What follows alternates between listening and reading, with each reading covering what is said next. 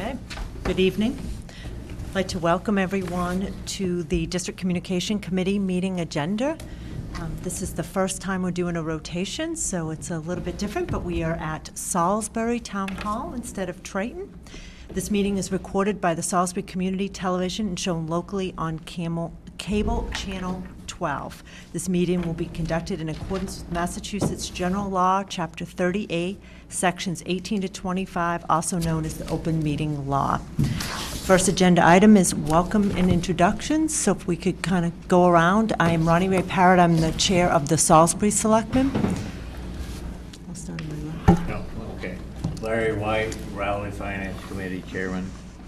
Cliff Pierce, Rowley, Board of Selectmen Chairman. Alicia Greco, Newbury Board of Selectmen. Nursa Wallen, Triton Regional School Committee Chairperson. Peterson Solo, Finance Committee, Rowley. Paul Lee, Triton School Committee. Maureen Heffernan, Triton School Committee. Brian Forget, Superintendent. Chuck Fusion, Salisbury Selectman. Michelle Cresta, School Business Administrator for Triton.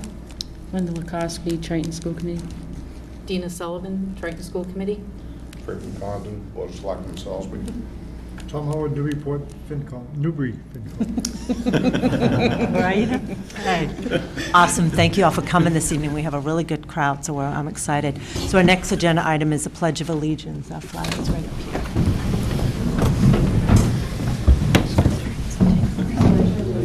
To the flag of the United States of America and to the republic for which it stands, one nation, under God, indivisible, with liberty and justice for all.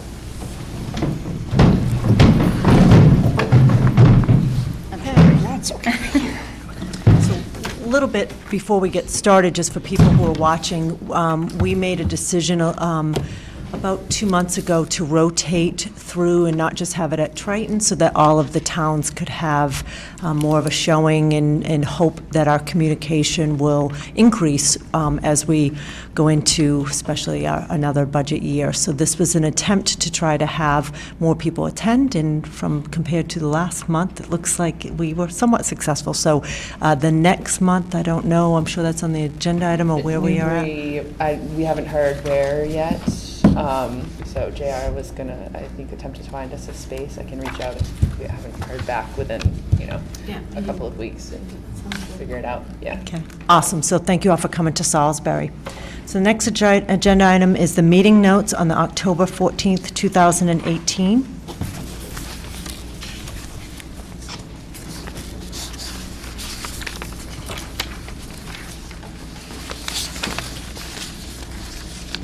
Yeah, we don't need a yeah, because we don't have to. Votes, okay. So it's just a review, and usually if anybody has updates, anything that we missed, we're lucky enough to have Sandy doing the minutes. Yep. So usually, even in the intense discussion, she catches it all, but. And I will say thank you to Sandy, because she's going to travel with this traveling team, so we're very excited to have her here.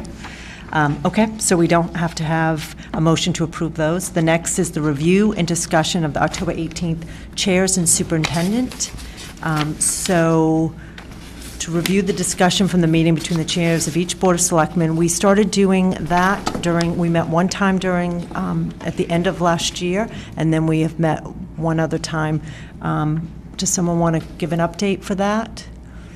Or do we have that's not this one? No, that's the Board of Selectmen meeting, and the notes are there in Annex 2. So, a lot of it was rehashing what we talked about. So we had talked about ways to kind of reset the conversation and open it up and have it be more of a discussion rather than a, kind of one says something and then it just kind of sits for a while, and then someone else says something, it just kind of sits for a while, and how to do that. So we had come up with the idea of rotating chairs, rotating locations, there were helping everybody coming up with the agenda together. I can't remember what else exactly was in that list from our last DCC meeting. They're all in there. And then a lot of those we had discussed and said, yeah, this is a great idea, but let's bump it back to that group of chairs to figure out the details on it.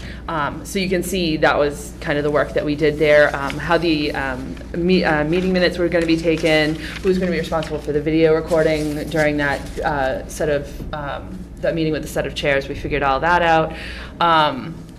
Meeting posting was something we had talked about, whether it needs to be posted for all of the boards that are coming, or if there's just one meeting, notice was going to be sufficient. So we discussed that, and there was going to be only that one notice. And then after that, I think it was Cliff brought it up, asking about just an overview of Chapter 70 and how the funding formula works and what goes into it. So we talked a little bit about it there, and then I followed up with an email that had the link to the numbers that are available on the state website, and kind of a walkthrough on where to find the numbers that really go into the different calculations and the funding formulas that are relevant for Triton. In that, I am happy to send that out to anyone else if anybody else is interested in seeing that. I think it's nice to be able to look at those numbers in the giant spreadsheet and know where they come from, and it gives kind of a breakdown of how they get to those numbers, so that you understand what goes into it as far as looking at real estate values and our per pupil funding that the state assigns to us as far as how much they think we should be spending based on 1993 numbers in the district and that type of thing. So, and we can even go farther. I mean, I don't know if there's interest in any more education, but I don't want to speak for Brian, but no, I would say we're happy to. I know Cliff had asked the question, and I think, did you take a look at it quickly? No. Okay. So exercising it, I do intend to look at it. It's a heavy lift. It's not a, hey, pick it up for 10 minutes. Yeah. There's no way to do a shallow dive. You have to do a deep dive if you're going to understand. So we had talked about, is there a value in greater education about Chapter 70?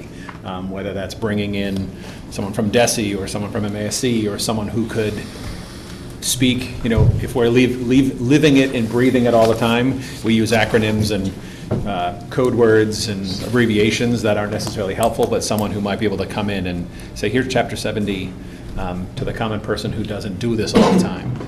So that's certainly something we can pursue if people feel that's of value. I don't think that solves any problems, but it helps educate folks so we know what we need the battle we need to fight with the state. So. I think, if I can just piggyback too, I think it was really interesting, or not interesting, maybe that's a different word, a clear understanding of just how complicated it is. And when Narissa tried to explain it to Cliff and I, and we were looking like a deer with the headlights, that's when she's like, okay, maybe I'll just send you it and you have to work through the numbers.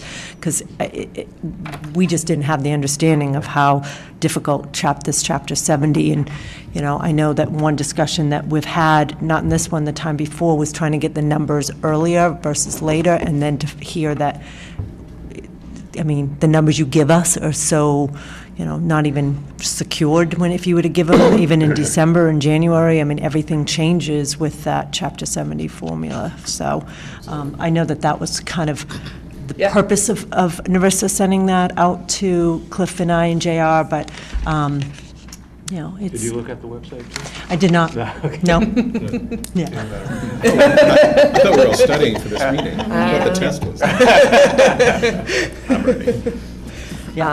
And that was the basics. That was a relatively short meeting. I think we were there, an hour less than, I think? Yeah. It wasn't that long. So I have a question about the last meeting. It says that the meetings, the DCC meeting postings are only Triton's going to post the district communication meetings? Yes. What does that do for the open meeting law as far as more than if it's a quorum like the Board of Selectmen and the... Brian looked into that. So our attorney, one opinion, working with the Secretary of State's division of whatever, believes isn't quite sure this even meets the requirements of a public body, because of the fact that it's not a formally established, it's a kind of an ad hoc group of a bunch of public bodies. But even then, to take the belt and suspenders approach, to post it in 4 places, if the district posts it as a formal school committee, and then I guess it would be 6 potential meetings. It could be 3 selectmen and 3 FinCom's warrant advisory committees. They believed that it was pure overkill to have to do that, that the reality is, it's not really a public body, but if it is, the district posting it covers the basis, because It's the regional agreement that establishes this working group. So there's no decisional authority within this group. The school committee can't call this a committee meeting, and anything the committee decides, there's no formal bearing or formal action, nor with the selectmen. Should I be closer? Just got louder. They said if you want to be really careful, make sure that you don't have a quorum of any select board or any FinCom or Warrant Advisory Committee at the table, at the microphones, having part of the discussion, or if something gets particularly contentious, maybe make sure that you don't have a quorum of any one of those bodies at the table. But our hope is that it's more about communication, that it's more about the towns coming together, rotating, making it become our group, and it's more about an open conversation. So certainly if there's another town council or whomever who wants to just kind of review that, I don't think it's a bad thing to get a second opinion, but the discussion wasn't just a first. Several discussions I had, they believed it was not necessary. Well, so we post it so that it's posted. Okay, so it is posted in public, and I guess I kind of equate it with a regular school committee meeting, where there could be more than one, could be a quorum, but more than one public body at that meeting. But I think I'm going to ask Lisa Mead to review it because I think that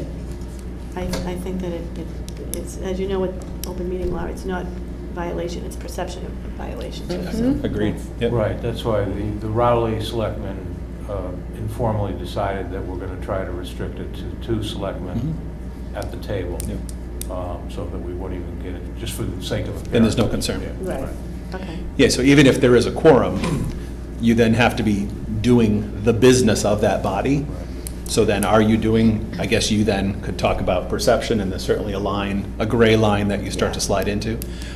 So if the school committee posts it, so if the whole school committee shows up, school committee's okay. Correct. I don't think there's anyone, I don't think the school committee would be offended if other towns wanted to post it, but it was the question was, do we have to? And so our council was very clearly in conjunction with the Secretary of State saying no. I like Rowley's approach, and we have 2. Yeah. I mean, every select board, is every finance committee at least 5, or Warrant Advisory? Ours is 7. Newbury has 7. And Rowley's is 7? 7. Yes. So I mean, so you could have, I think I would just say for myself, if we had the entire school committee, 2 selectmen, 3 finance Warrant Advisory people at every single meeting, I'd be absolutely thrilled. Because we're going to have effective communication then, so that'd be my take.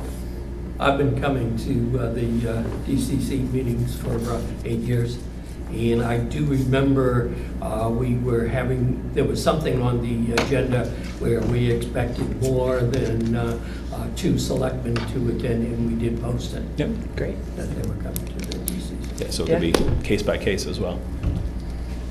So in the interest of sharing information, if things are shared between the chairs, could that go out to the full committee afterwards? Like the link you were talking about, although I know what the link is. It's always good to know, because then if we have a discussion about, whatever, like tonight, if people had looked at that, we were discussing it, and it was something that we weren't all familiar with, we'd all have a chance to review it. Yeah, absolutely. I mean, I have no problem with that. I don't want to speak for everybody. Cliff, No, you I don't. good with that? Okay. I don't want to bombard everyone because that list is getting quite large. Patty has been excellent about going through, and we matched up the current town lists with what we had for the DCC listing, and Patty has gone and sought out email addresses, so that list is significantly larger than it used to be. But as long as we don't get complaints of somebody saying, I'm getting all these and I don't know why, or, I don't want to receive them anymore. I don't see a problem with sending, as much information as seems to be appropriate or relevant. I guess I would say the only thing to be cautious about is then when the chairs are meeting, there's clearly no quorum. If there's information then being sent out to every Board of Selectmen, every Finance Committee, and the full school committee, as long as it's information sharing, then that's fine. Here's what we talked about. We're going to pick this up at the next DCC. This is what we're thinking for the next agenda. No issues whatsoever. Now BCC everybody, then there's no opportunity for anyone to click reply all and inadvertently break the open meeting law. So, And also I see here that the Newbury Town offices is where it's supposed to be scheduled on January 31st. So that's at 12 Kenway. I'm Yes. assuming that that's where it's going to go.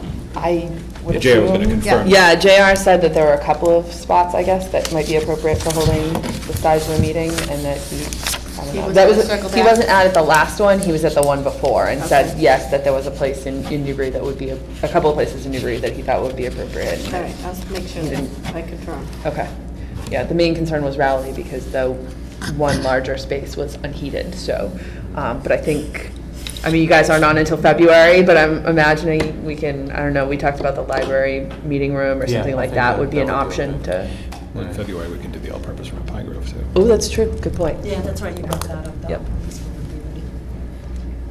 It won't be As done. Lord knows, sometimes Hopefully. Triton High School is not. I was going to say, I feel like the high school library is sometimes colder than your upstairs room. Okay.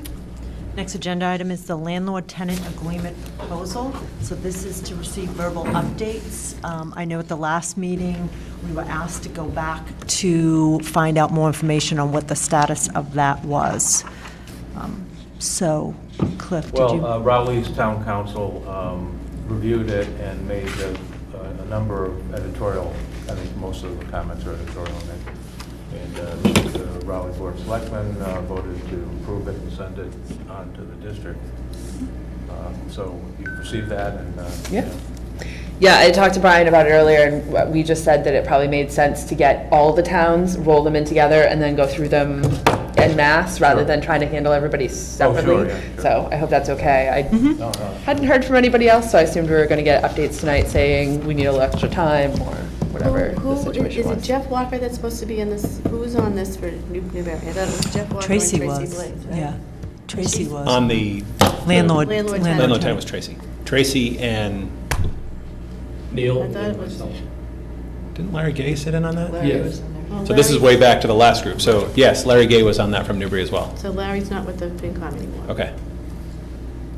So we need to. So then- Well, they're no longer meeting. It's essentially now on. Document, getting. Oh, Right, it's all done. right, yeah. Okay. Getting So some they feedback. made a draft, and so, and Brian was waiting for, and I don't think we understood what we were supposed to do, and that is vote on it as a selectman on whether or not to go forward with the next steps. But they've created the draft.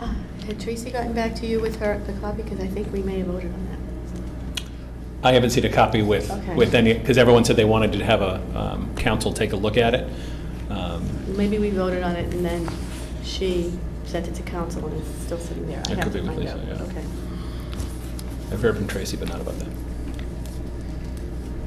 And for Salisbury, we brought it up at the Board of Selectmen. I know there were a few questions, so we haven't put it back on the agenda to vote for it. I know Wilma emailed you. Wilma emailed me, and then Neil and I was going to try and find the email.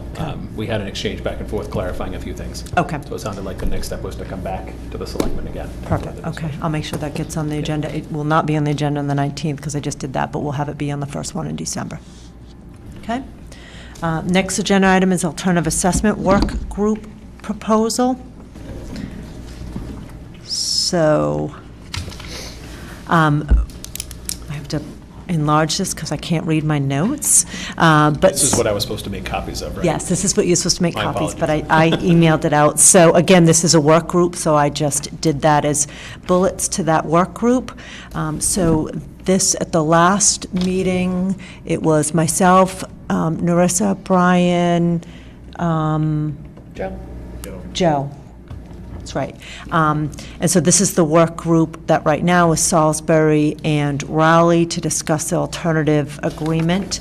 And let me see on what is next. So the group discussed looking at a boilerplate. So there is, Narissa did a really amazing job where she sent us out all examples of alternative assessments. So we all read over that. And we talked about not wanting to reinvent the wheel so much. So to look at whether or not there is a boilerplate form.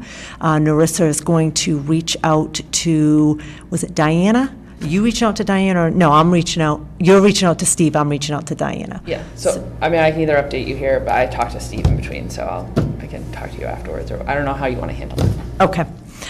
So she was going to talk to Steve about whether or not I can talk to Diana. Welcome. So Diana is from MARS, and what does MARS stand for? Mass Association of Regional Schools. Thank you.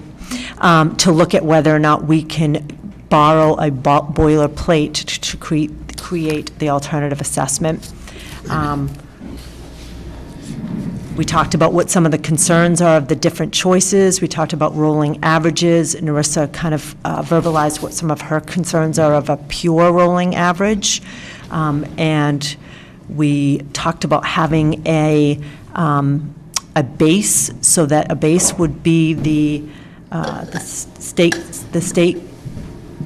what did we say? Should we create an artificial base that you can't go below and divide the rest by the other towns? So having not just a straight enrollment, but actually having a base of divide by 25%, and then looking at other things like taxable income, different things. You said 1,000 series. I can't remember what that meant in my notes. Administration. Yeah, it's administration costs. Thank so, you. Manchester Essex does a formula where they basically take the true shared costs. So, if you had two different municipalities, each of them would have to have a Brian.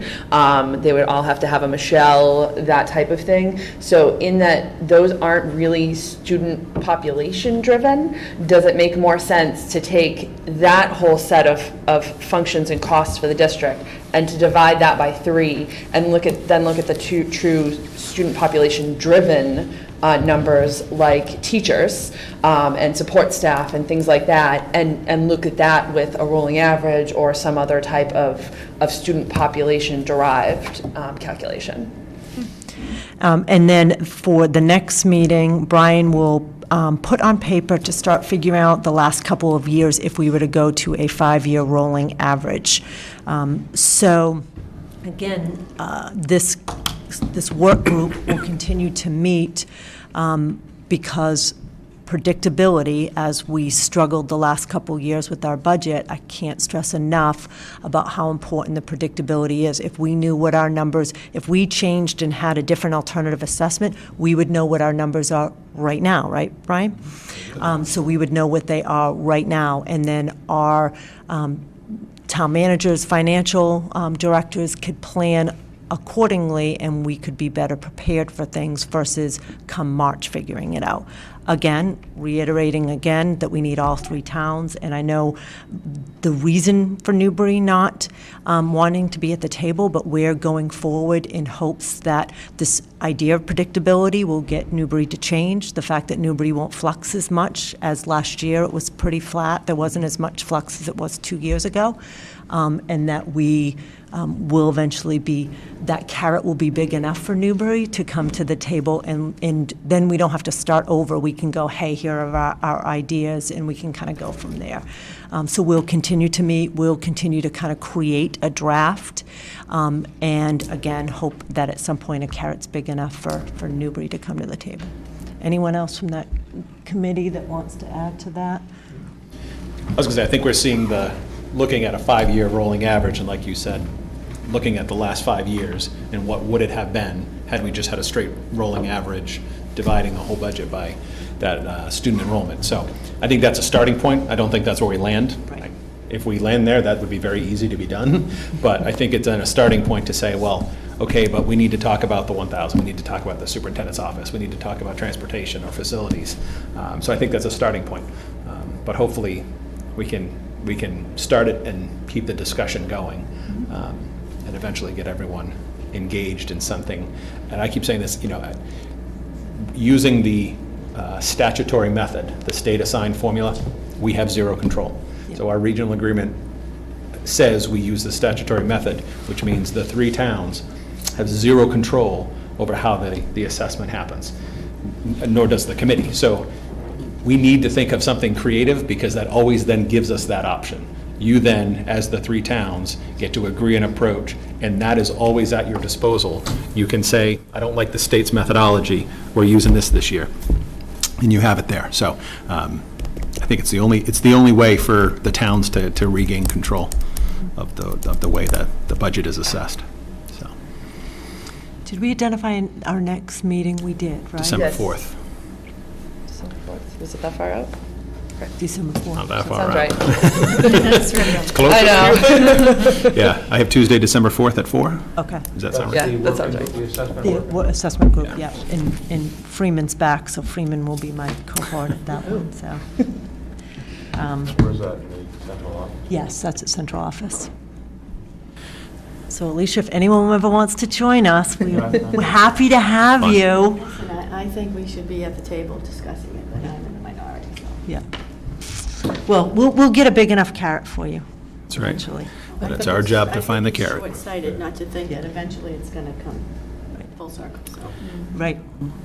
And even beyond that, even not even talking about the circle, just the predictability of it and, you know, being able to actually create a solid budget for the town and not have to wait till we find out what the Triton budget is in Right.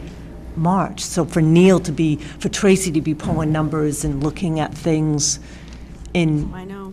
you know, And before we move from Chapter 70, money, I am going to attend the Massachusetts Municipal Association meeting in January. Yeah. And one of the goals of my personal goals to attend this meeting is to seek out other school districts that are in the same boat as ours.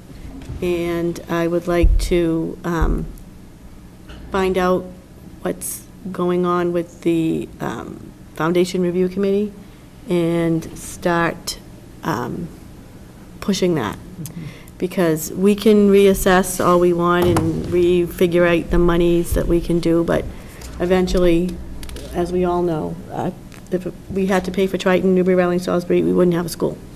So ultimately, I strongly believe the money has to come from the Commonwealth. I think the Commonwealth has stepped away from its obligation to public education, and I'm going to go there and I'm going to see what I can do. Narissa, do you want to update? Because I know you do a really good job. If you don't, I will. I know. So there's a lot to say there. So first of all, Can I just add, follow regional, if you're on Facebook and you follow the regional, Narissa does an amazing job updating everybody on that. It's really helpful. Good, well then I'll take some notes with you before I go. absolutely, and we can sit down and talk about other regional districts that would be good to link up with. Yes. And Dina was recently appointed the chair of the MASC Regional Schools Group. So, I mean, she's got a good background from the school committee side. I've been working with pretty much anybody under the sun that will listen. Parents, teachers, superintendents, you name it. So, so we can work on that. So, I mean, I think there's a couple of pieces there. So, regional transportation is something that we've been working on, that we'll continue to work on. It's almost fully funded this year, It's correct? 80%.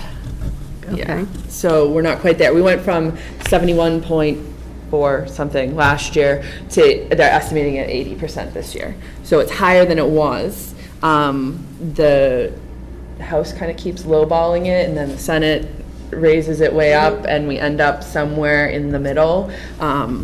There's definitely a lot of discussion about bringing it higher. The Senate wanted to bring it to 85% last year and kind of build in, there was a plan to build in a requirement for them to discuss it before each budget session and have a 3-year plan to get it to 100%, along with circuit breaker getting to the 75% that they like to hit, and the charter school reimbursement getting to 100%.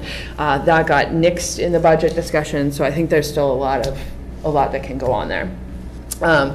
The Foundation Budget Review Commission, which was in 2015, came out with findings about kind of where the funding formula from 1993 fell down, has been something that we've been watching for a couple of years. I know we had a lot of discussion about it internally, because the big problem with it was there were no numbers. It was literally just this idea of, well, healthcare is not funded enough, so it should be funded more. ELL is not funded highly enough, so it should be funded more. Special ed is not funded highly enough, so it should be funded more. And there was never this is what it will mean to your district. Mass Budget finally did this is what it will mean to your district, and what it means to Triton is $0. $2.2 billion, new money into the formula, $0. $0. Why is that? Because our population is decreasing, basically. Declining enrollment. Yep. So if you listen to the FBRC, FBRC story at the state. Some very passionate leaders from school districts, senators and reps that represent urban areas, but it's the large urban areas that would see the majority of that money. Justified that they need the money, the services, the populations, the numbers that they're dealing with, but not at the expense of us not getting another dime. So it's not, and I've said this a million times, it's not about funding the Chapter 70 formula. It's not about funding FBRC. It's about completely rethinking Chapter 70. If they fully fund transportation, that's a couple $100,000.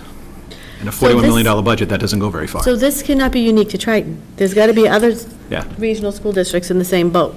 It's not. I met with, it's actually a number of districts. I met with Senator DeZoglio and pulled her districts, and we just went over these numbers a couple of days ago. I want to say Methuen and Haverhill in her districts were getting, one was getting $14 million and the other one was getting, I think, $4.5 million. Newburyport would be getting $500,000. $500,000, yeah. Kentucky and Spring and Triton get nothing. Get nothing. That's $2 billion. That's $2 billion new dollars. That's the whole surplus. That's all of last year's surplus and this year's surplus so far. You throw all that money in education, just Chapter 70, not another dime. Yeah. But it's been talked up for so long, and there's never been numbers behind it. And even when we were asking the people who are in the know, they were like, oh, we think you'll get a couple $1 million, this is what it's looking like. And then Mass Budget runs these numbers going out to 2030, and we're not seeing a thing. Yeah. And it's Well, due to that's the not fact that, acceptable. I'm sorry, it's due to the fact that our enrollment, our population is declining? That's a factor? I mean, So the issue is the Chapter 70 formula. How we get Chapter 70 is the state says, here's what each of the 3 towns need to pay. That's your minimum locals. Here's the foundation budget. Here's what the state says is what's required for an adequate budget.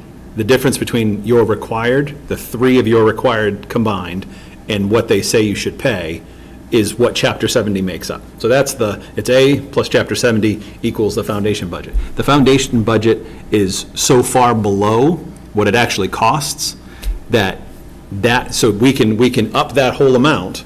So you could say, okay, we're going to increase the town's minimum, we're going to increase foundation way up here, but we're still spending above foundation. So even if you fill in that gap, there's no new Chapter 70 money. There's not enough to go around and fill that gap. So about half the state sees nothing.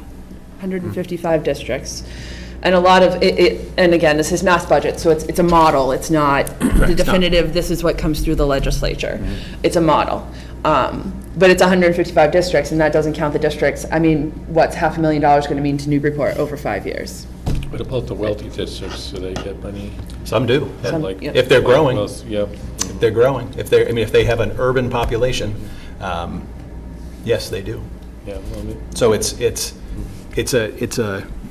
Kind it of goes unfair back in to that a formula that doesn't make sense. And then, not that anyone wants to raise taxes locally, but then towns are hogtied because you then can't raise taxes. So even if you said, okay, we're going to raise taxes to cover the difference, you still can't do anything because you have to pass an override to deal with it. And I'm not suggesting overrides, but all of these systems, they compete. And all these Honestly, formulas that Brian, don't pay attention.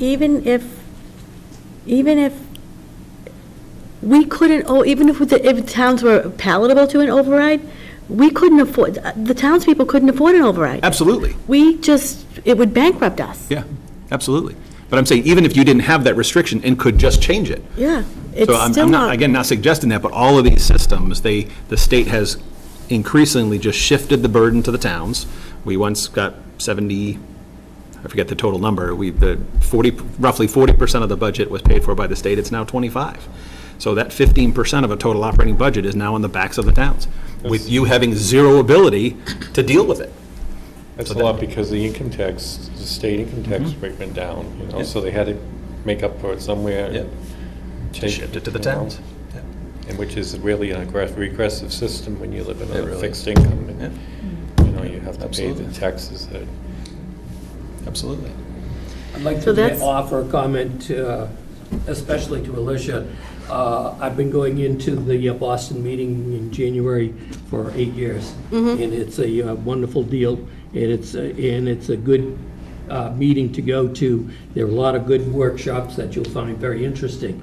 but one of the, I had an ulterior motive for going to the Mass Selectmen's Association meeting. In Which Danvers? was down in Franklin, Oh, the year I went. Okay. And I went down because my grandchildren live down there, and I went down to the meeting, and I met with a lot of selectmen from all over the state, and the stories that I heard from the various selectmen talking about their districts and how you have two town districts and what they did in competing one town against the other. And the similar stories all around the state. Yeah. You really get a flavor for a selectmen's meeting where all of them are getting a chance to talk. Okay. It really gives you a lot of information. Yeah. Well, thank you. Well, that's what I mean by the state has stepped away from its obligation. We can't, this can't be falling to the backs of the towns. Yeah, no. And I would say, I don't want to bash our associations, but I would say for MASS and MASC, they're fully behind FVRC. There are a lot of districts who have no idea, they've not seen the mass budget report, or they've not bothered to look at the modeling and see what it would mean to them. And they're just they're on the bandwagon, and it is what it is. So I don't know, personally, I've been trying to spread awareness where I've been talking to other towns, where I've been talking to legislators. I mean, that's the reason that I knew Senator DeZoglio's information was I literally had the meeting, I said, I'll go pull all the numbers for your district, and I'm gonna send them to you, so you know exactly what this means to all the districts in your legislative district. And was able to send that to her, and I think, we're kind of a whisper against the wind, so to speak, because MASS and MASC are fully behind this. I mean, we were shown a 15-minute video at the MASC conference during a general session that they pulled us all into that had a teacher from Burlington, right? Burlington and Brockton.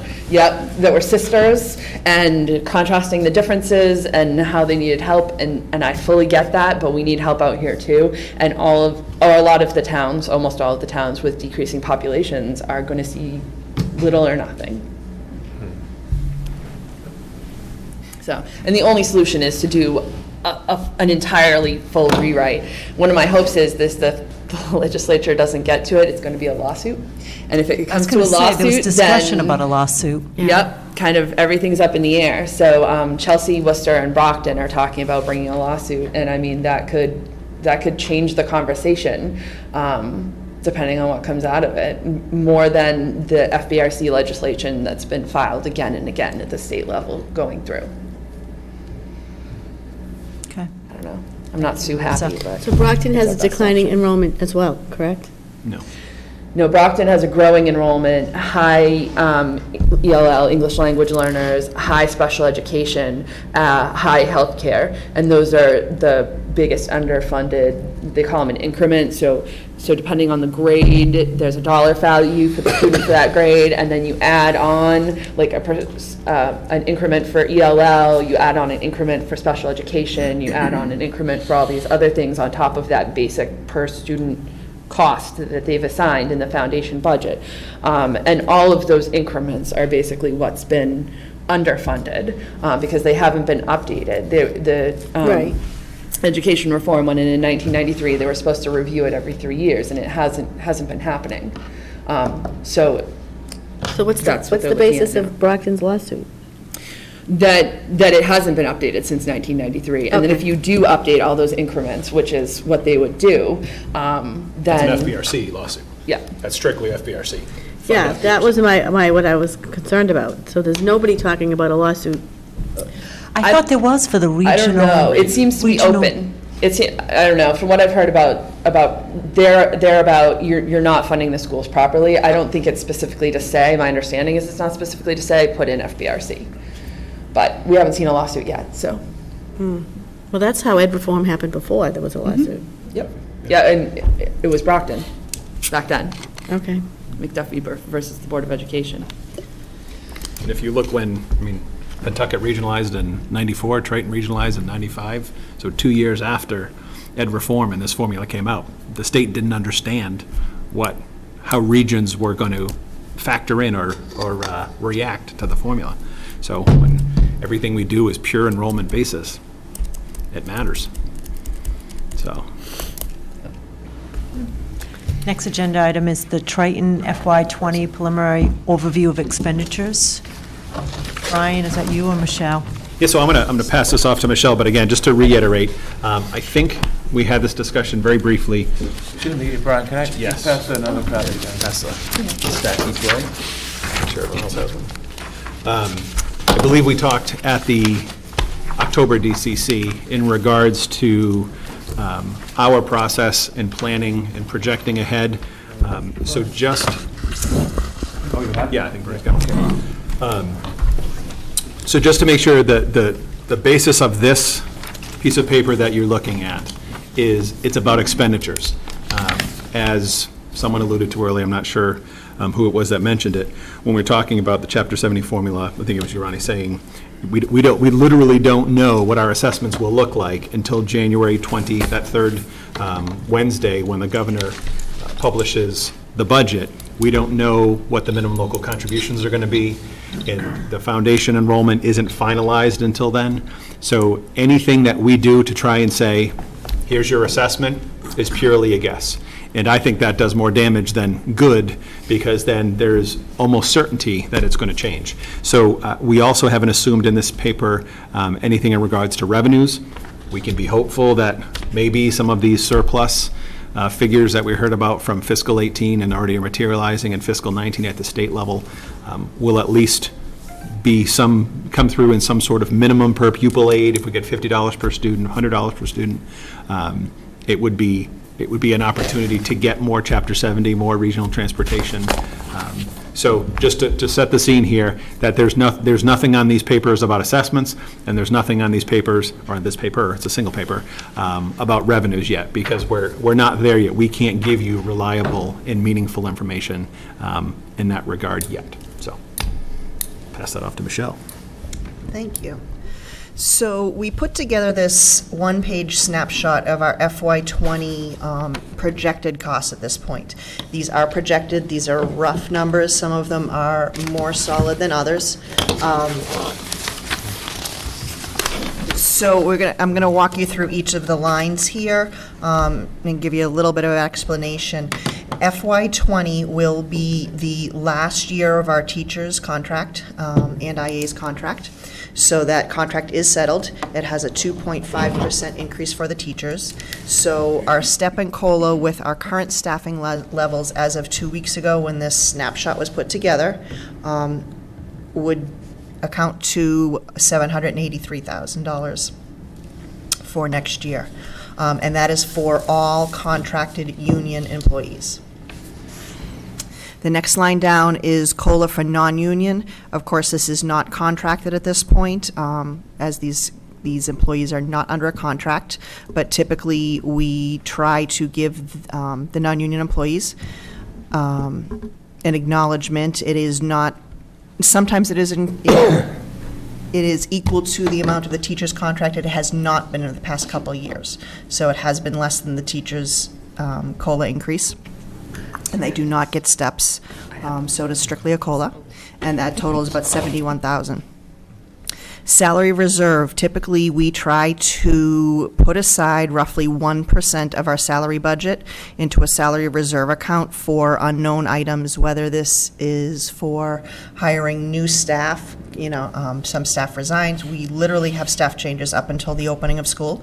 So this will give us an allowance to be able to make some staffing changes and hire where we need to. Also is a reserve for any additional staffing supports that are needed for special ed students. So typically we do reserve the 1%. We did not spend all of that in fiscal 19, so we're only looking at adding about $20,000 to that reserve for FY20 at this point. Retirement and staff reductions, we do not see a lot in savings because we're also usually, when we replace a retirement or a position, we are picking up an additional health insurance plan. So we do not see a lot of savings, and right now we do not have really any known retirements in writing. So we're leaving that blank at this time. Column movement.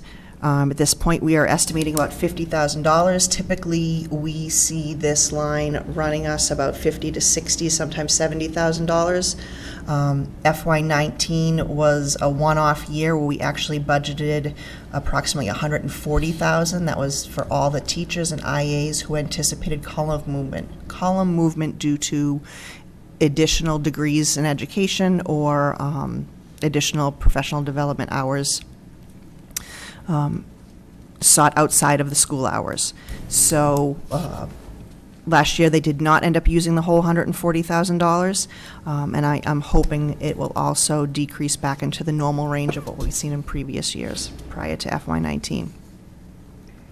At this time, we are not anticipating any new or restructured positions, and we do not know our retirement savings. So our total salary changes for FY20 at this point, we're estimating $925,262.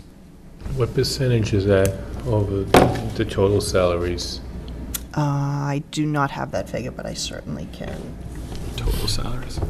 I can do that if you want to keep talking. But do you have a date that your people have to turn in a request for retirement or? There is no cutoff date for the retirement. Literally, we had a retirement come in August 31st this past year. So there is no particular cutoff date. We do have a cutoff for the step and column movement, and that's December 15th. So that number will be firmed up in the next couple of weeks or next month or so. But the retirements can happen anytime. What is retirement breakage? What does that mean? Savings from, breakage from service. Okay. Sorry. So if someone's got a higher salary, retires, and you replace them with a younger person on a lower salary? Used to be, there was significant savings, but now not so if a much. retiree, we might save a higher salary, but that retiree keeps their retirement or their insurance plans. We then have someone come in on a lower salary, but then the differential, if they take all family medical and dental plans, almost eats up. There's certainly times where it costs more when a retiree leaves. So that used to be a better figure. Yes. But it used to be a place where we could look for retirement. We talked about, we had, in the past, we'd done early retirement incentives, actually offered cash for folks that were way high and were at that magic number, if you will, to retire at a maxed out pension. But it's just given the cost of healthcare and everything else, it doesn't generally produce the savings as it used to. So roughly that figure, that total salaries, again, so that includes steps and COLAs for all 5 contracts. We have a teacher's contract, IA contract, custodians, head custodians, cafeteria workers, and then all the non-contract folks. The column movement, salary reserve, that's about, again, rough figures, about 3.75% of our total payroll. The column movement, you should know though, right, for the most part, over a 5-year period, as to when people's degrees are coming forward, or? So they have to let us know by December 15th. So by contract, they let us know, was that 3, 5, 6 weeks away? They let us know if they intend to move, then they have to confirm that, the degree, the transcripts, or whatever it is, by next summer to make the movement. But they can't make the movement if they don't notify us by December 15th of this year. Right, but there's no discussion prior to that they're telling you they're in a degree program where you can at least start to think about, a year from now, I'm going to have to look at this kind of a movement? Yes, we have discussions. It's not consistent. Okay. Lots of folks have great intentions, and life gets in the way, and so not something that I would predict. Okay. But it's the vast majority of our teachers are at the top end of the steps and have column movement only to make. So it's a motivation, but it's obviously a lot more work than an additional year of service. So, yeah.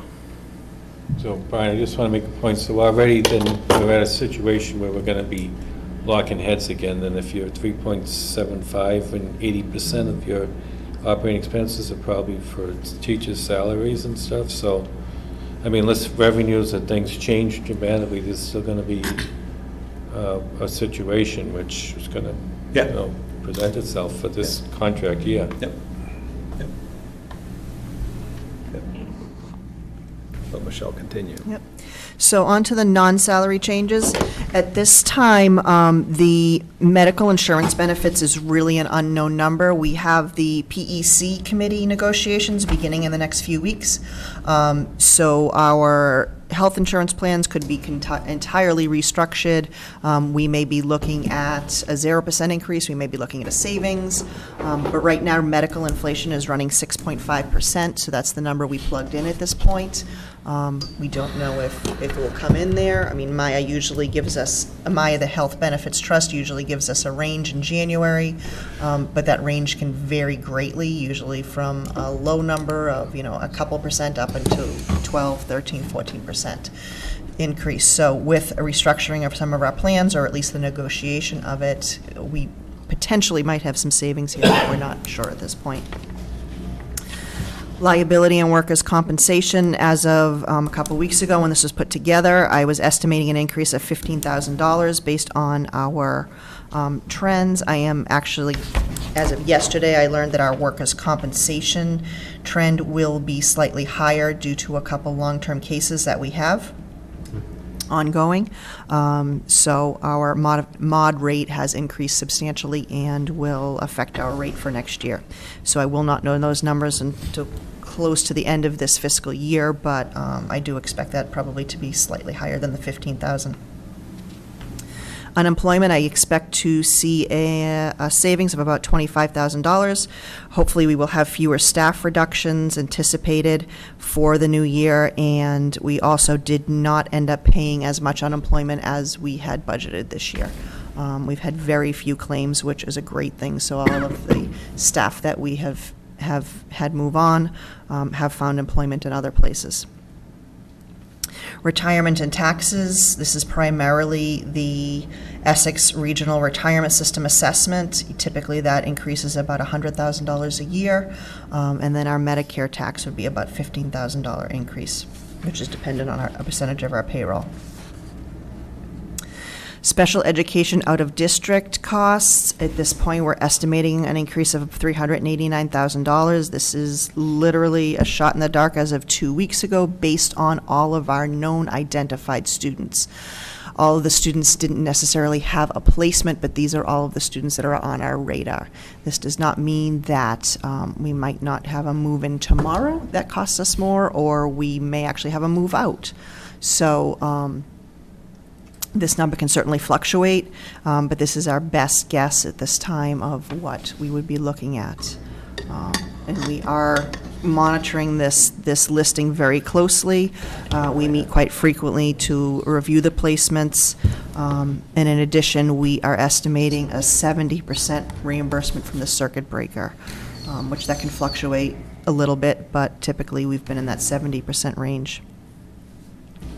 Transportation costs are actually reasonably low for an increase. We have our year 5 contracted for next year, so that increase is just over $28,000, and that will be the final year of our contract with NRT. So we will be going out to bid for fiscal 2021, and from what I'm hearing, there are substantial increases in the transportation contracts, but we are locked in for our 5th year, so we have a good deal with that, so we will definitely take advantage of that. Our contracted cleaning service for the middle school and high school campus, our contract is in the final year right now. We will be going out to bid, but we're estimating a 3% increase in that cost for roughly $8,400.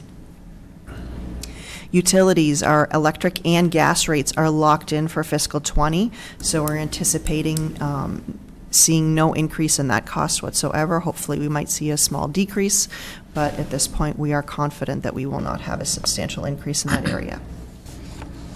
And then lastly, we had one-time funding included in our FY19 budget of $57,500, which we want to make sure that we take out, and it's not a recurring cost.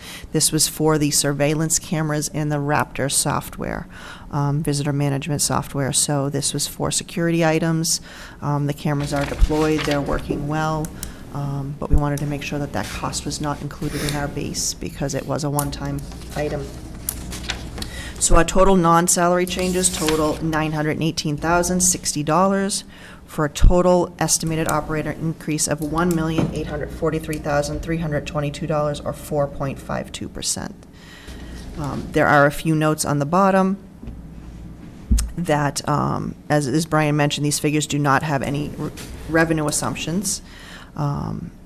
They do not make any assumptions regarding the assessments, as it's much too early, as we have no indication what the assessments will do until the end of January.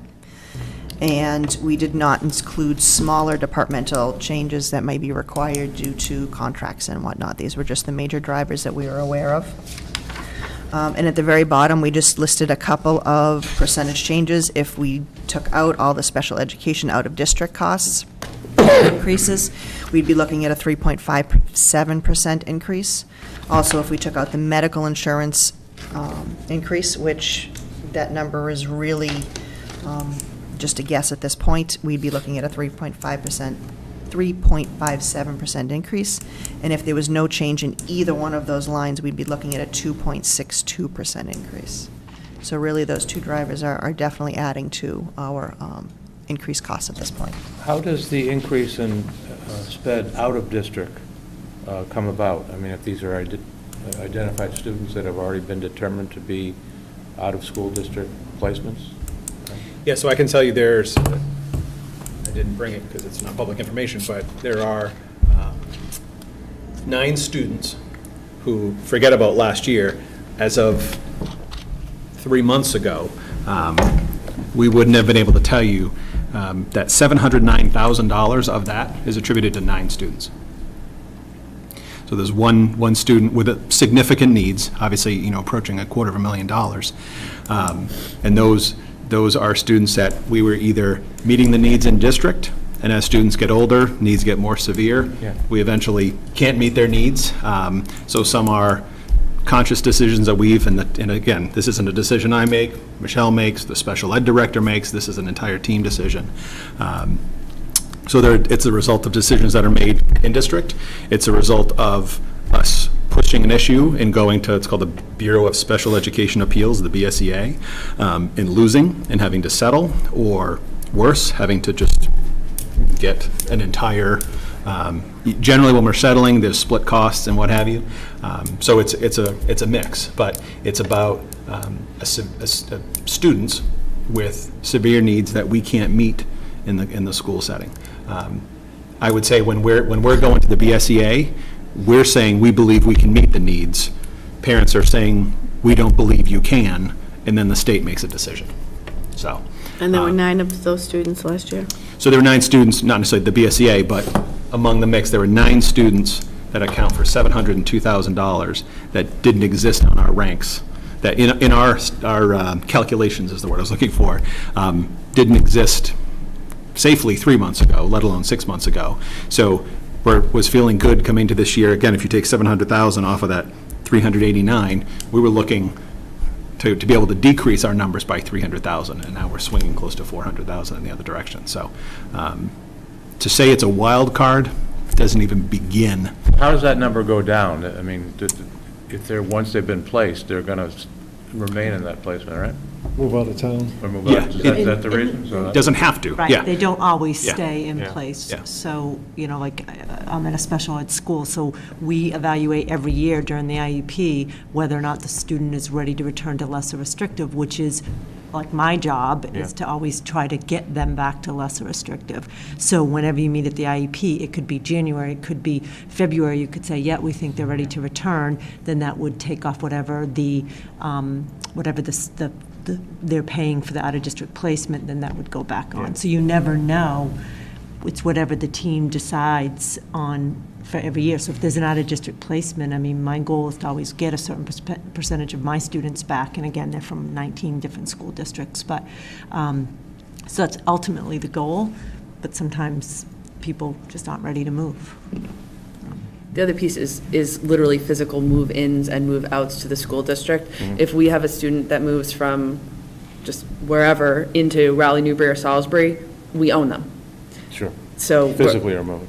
Yeah. We could not ever meet the child. They could be placed at a school via an IEP, and all of a sudden, the bills just show up in Michelle's inbox. So it's not like we have a discussion. And then again, we become programmatically responsible and fiscally responsible, and we reconvene teams. But there's no lapse in the student services, nor should there be. It's just all of a sudden, we get the bills. So there are some structures in place where there's an April move-in law, so if it happens after April, it's the current district retains that student for one more year, unless they're in a collaborative placement. But I'm on the board at both Crest and North Shore Collaborative. It's hard to run a collaborative program for much cheaper than a typical private out-of-district placement. So the placements are expensive. It's just plain and simple. Deserved, necessary services, but without a funding formula that recognizes those and provides some relief and assistance to towns, they're complete backbreakers. Does our district also include the transportation? Does that come out of transportation? It's separate. Special education is, the transportation for the special education is included in the out-of-district line. The transportation line is just for the regular, everyday school bus. And I will say, we get, as a regional district, we get partially reimbursed for what they call the yellow school bus. So what takes a student to and from school every day. We do not get reimbursed for special education. And some of the students are going, I don't want to violate privacy, but significant distances. Oh, yeah. They're not always close. Yeah, it could be $40,000 to transport a single student, generally. And we've, before NRT moved up here and won our contracts, they were through the SEAM Collaborative, what did they call it, the Northeast Network? And it was districts kind of pooling together to say, okay, I have a student going to Landmark. Well, if there's one student from Amesbury, two from Newburyport, one from Triton, and one from Ipswich, let's just have one van go down through, pick up all the kiddos, and head on down to Landmark. So we do that. Any students where we can cost share, if you will, and share vans, we absolutely do that. NRT is wonderful about that. But transportation's tough, no matter where you are. Getting drivers, and this is why I'm glad we have one more year on this contract, because there was a point where NRT was offering a $4,000 or $5,000 signing bonus to try and get drivers to come drive. Across the country, the transportation industry is struggling to retain drivers. So, but if we could get simple request of the state, if we could just get special education transportation added to the circuit breaker calculation, quick $500,000, easy. So be a very nice, easy way for the state to just, a couple little strokes of the pencil and change the law.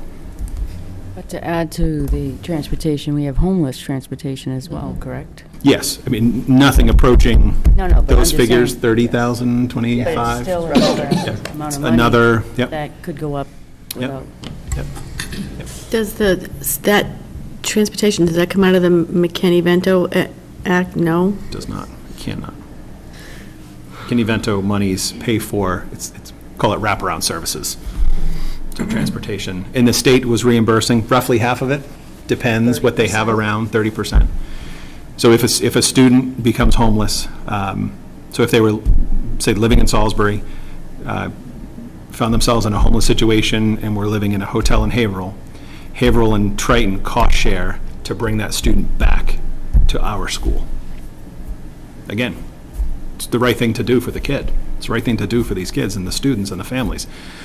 But again, how do we pay for that? So I would say for Triton, we have it.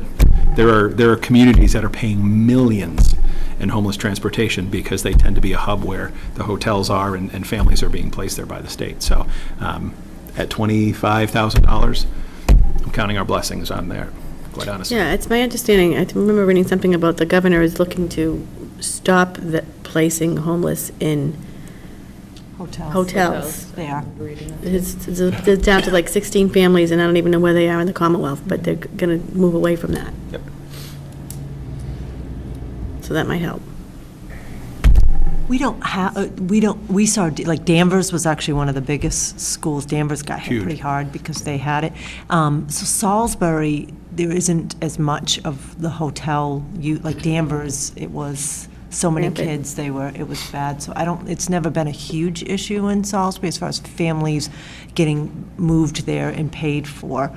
I mean, it was never intent for that to be permanent when Patrick DeBall, I think, put it in place. It wasn't the permanent idea. It was just a big Band-Aid. And I think that there's a lot of stuff that they're putting into place that's going to decrease that. We'll see, but there's still lots of shelters. So even not having the hotel, there's still plenty of shelters that people can go live at. Okay. So if I can just say, so there's some unknowns here, and so there's, that calculation down the bottom. If special education could change, I would love to see. I mean, right now, it doesn't look like it's going in that direction. That doesn't sound very likely to me. It does not sound likely, but it could change. Like we said, there are move-outs that happen. Unfortunately, we had that situation and a move-in right behind it, so it kind of offset. A couple of years ago, we had a girl move out, or some person move out. Yeah, 325,000. Right. Yeah. It was over 300,000. 325, yep. Yep. Yeah. So, yeah, 2 years ago, we had a significant decrease in our special education costs, and clearly that has swung. Because if you look at the numbers, of students out, it's been almost consistent in the mid to upper 30s as far as the head count, the number of students who we have outplaced, but it's the cost of the services. Mm-hmm. So it's not like there's this massive new amount of students being outplaced. It's not like our teams are deciding more and more kids should be outplaced. It's just the nature of the placements.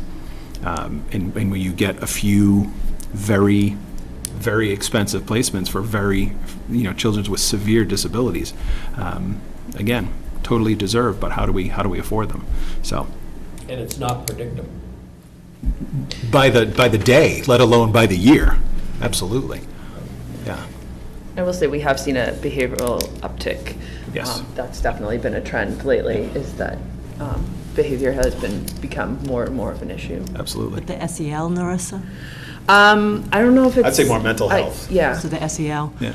Yeah, and there's lots of reasons behind, I actually Yeah. do a training about why that's on the rise, and it will continue to rise, especially as we see the opioid and people not having parents anymore because they're addicted or dead. So, yeah, there's a lot of reasons that SEL is on the rise, and it will continue to be on the rise. Which is usually the cheaper out of placement than the medical complicated kids. That should come out of the Health and Human Services budget. That shouldn't be coming out of education. Yeah. And I just want to say too, because I think this is a misconception, when you see 70 or 75% of reimbursement, we're not seeing 70 or 75% of that cost reimbursed by the state. There's a minimum threshold that a student has to meet to be reimbursed at all. So if a student Call it is roughly 45,000. Yeah, 45,000. So if a student is 40,000, we pay 100% of that 40,000 basically. And if it's 50,000, then you take and subtract the minimum, the 45,000 from the 50,000, and we're seeing the reimbursement rate on that remainder. So we're getting reimbursed 70 or 75%, depending on what the reimbursement rate is for that year, of 5%. The difference between the minimum and what the actual cost is on a per student basis. So on that So calculation, it seems like a lot. 50,000, we get $3,500 back. Yeah. It seems like a lot. And it can be a lot if it's a $350,000 student. But when you have lots of $80,000 students, the calculation does not work in your favor. Not the way that it would seem on paper. Can I just go back to what you said, Alicia, and just say yes? Yes. Yes. Oh, yes. Yes. Yeah. These are health issues. Not all, but when there is a health issue, it's not, we get Medicaid reimbursement. It's not just about Medicaid reimbursement. This should be insurance, this should be covered, this is not an educational expense. Again, justified, necessary, but not coming on the backs of education dollars. Especially the transportation. I mean, if you have one student that has significant needs, that they need to have a nurse with them and they have to be in an ambulance to go back and forth to school, how is that coming out of education? Yeah, yeah. The nursing is another big thing too, because if we have a student in our schools that have to have a nurse with them, we're literally, up to the moment they're picked up, I believe their insurance pays for it, and then once they're picked up, we own the cost of that nurse through the school day, and then once they're dropped off, it goes back on their insurance, which to my thought, I mean, before I sat on school committee and started signing warrants, I thought your health insurance covers that. If your child or whoever needs a nurse, then that's covered by health insurance. I never thought that when that student leaves the home, it becomes the responsibility of a school district. That just seems, I don't know, crazy to me. And understandably, when you then try and meld those two, parents are very limited in the number of hours they get. So if they're receiving a set number of hours, we can't cross over, or they're losing hours of service that they need for their children. So it's an incredibly broken system. Yeah. But just yes is another thing to make some connections about. Yep, I will. Yep. Okay, next agenda item is the tobacco vaping minimum purchase age law. So this was something that Narissa emailed us out about after being at the conference last week to find out about the new law in a loophole. Yes. Yeah, so I emailed the chairs actually asking if I could just add this item, since we had already everybody had put in feedback on this agenda, and seemed amenable to adding this. So I sat through a session last week on the new minimum legal purchase age for tobacco products and vaping products, and the bill was passed, I believe, last May. I thought it was really straightforward. It seemed like if someone's under 21, once this went in on January 1st, that they could no longer purchase. The big deal for us is vaping products, which, if you don't know, they're basically, most of them look like thumb drives. They can look like pens, so they're very easy to get into the school district, very hard to detect. They literally just generate they use a cartridge that plugs in. They generate water vapor that's essentially laden with whatever chemical is put in there. A single cartridge is about the same nicotine level as a pack of cigarettes. So these students, our students, or anybody that's vaping, tends to get addicted very quickly to that, getting that nicotine hit. You can alter them relatively quickly to be able to put other substances in there, so it can be something other than nicotine that they're getting. They told us in the thing that it's literally a YouTube video on how to break those cartridges open and put in CBD oil or whatever your choice is. It's a huge issue in our schools. They were referring to it as a tsunami and epidemic. I mean, it's definitely out there. So this law came in, and my understanding was that come January 1st, again, if we had an 18-year-old in our school district, they would no longer be able to go out and purchase these vaping products locally. And some of them get them online, some of them get them locally, but this was, a local discussion. They would no longer be able to get that. It turned out when I went to the session that they actually grandfathered in anyone that's already in the 18 to 20-year-old age range. So essentially, if we have a student that's 18, high school student, New Year's Eve. New Year's Eve or September. A lot of them turn 18 during the summer. We have 18-year-old juniors in the high school. They can still legally purchase those products even after January 1st. Until they're 21. Well, yeah, I mean, yeah, all the way through. All the way through. They're grandfathered in. Yep. So basically, if you turn 18 on January 5th, you can't purchase until you turn 21. If you turn 18 on December 26th, you can purchase all the way through. We thought this was going to limit the amount of products that were in our schools almost immediately, and that's clearly not going to be the case. We're looking at probably probably a decrease at that, over the end of the summer, but continuing on for time while we still have students who are 18 before January in the district. There are apparently 75% of the municipalities in Massachusetts have passed a local health regulation that it limits the age of sale for businesses in the town, in the municipality that sell these products. So it's literally unfortunately, you can, drive to the next town over and maybe purchase something at 19, but in this town, you can only purchase it when you're 21. So 75% of the towns in Massachusetts have passed a health regulation within their town, city or town, that says that they'll only sell these products to 21 plus. So they're essentially already at the level of where this law is going to be in January, but without that grandfather clause. The Mass Municipal Association rep, I checked the list, Raleigh, New Brands, Salisbury have not passed these health regulations. They have to be passed by January 1st. If it's going to essentially block that loophole. It's late in the game. The MMA rep said in most of the towns, it's not a town meeting thing. There are no public hearings required.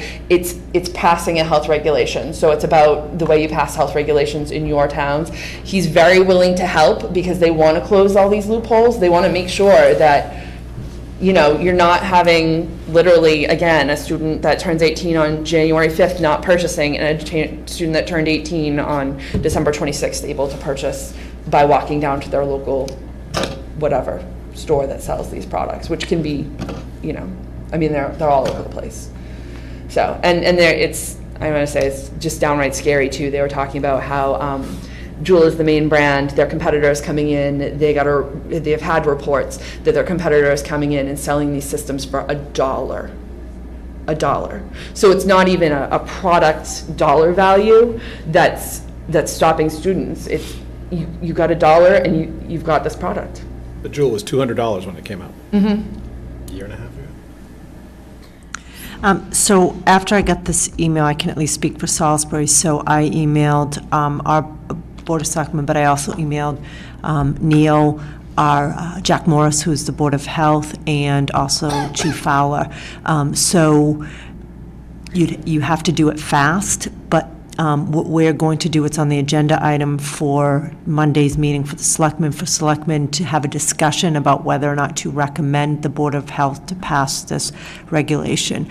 Jack and I kind of went back and forth because he was a little worried about whether or not there's an overregulation on it, but then I think Neil and I kind of cleared that up to him.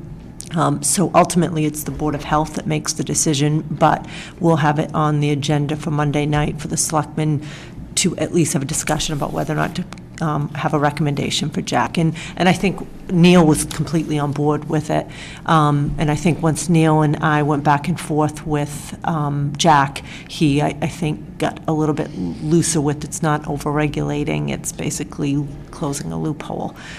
Chief Fowler, I did include him in that email just to kind of get his impression, and I think I forwarded to Brian. He just said that there was something specific that Georgetown Police just did to, I emailed you too, Narissa, to basically try to find vaping, because again, having a son in high school, and Brian and I have had this discussion, who talks about being afraid to go to the bathroom because it's so bad you can't walk in without being inundated with smoke. For a 15-year-old kid to say that to me, breaks my heart that my son can't go to the bathroom during the school day.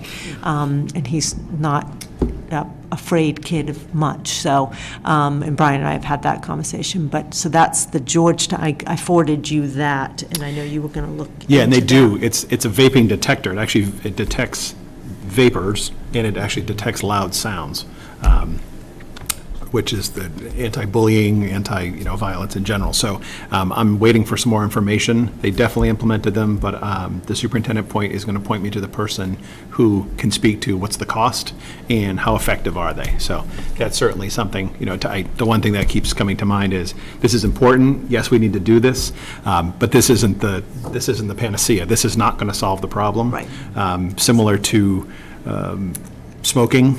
And where we are now versus where we are 20 years ago, we need to scare the heck out of kids to help them realize that this is a problem. If you're smoking 3 packs a day and you're moving to vaping, good choice.